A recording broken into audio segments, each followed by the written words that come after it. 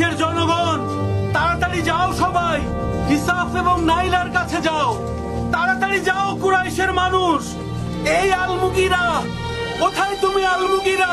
আরে কি হয়েছে উমাইয়া? হাসিমের পুত্র আব্দুল মুত্তালিব ইসাফ আর নাইলার ঠিক মাঝখানে কূপ খনন করছেন, যেখানে আমরা সবাই কোরবানি দেই, আমাদের পবিত্র কাবাকে উদ্দেশ্য করে। আব্দুল মুত্তালিবকে থামাতে হবে, এটা করতে দেয়া যাবে না।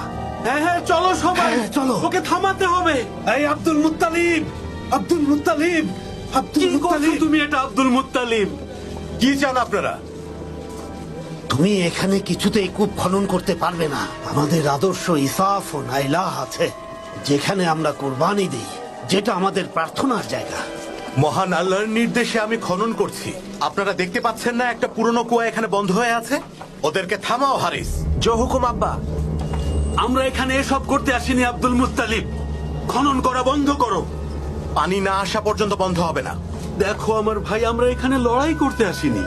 মক্কাতে তো আরো অনেক কূপ আছে, বারদাতে আছে, সাজলাতে আছে, আরো অনেক অনেক বন্ধ কূপ পড়ে আছে এই মক্কায় আমার ভাই। তুমি ওগুলো গিয়ে খনন করো।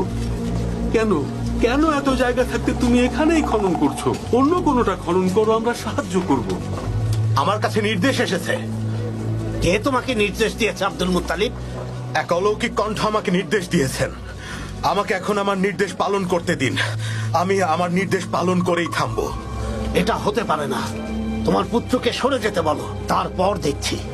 ভুলে যেও না তুমি এখানে একা দাঁড়িয়ে আছো। কার সাহসে এসব তুমি করছো?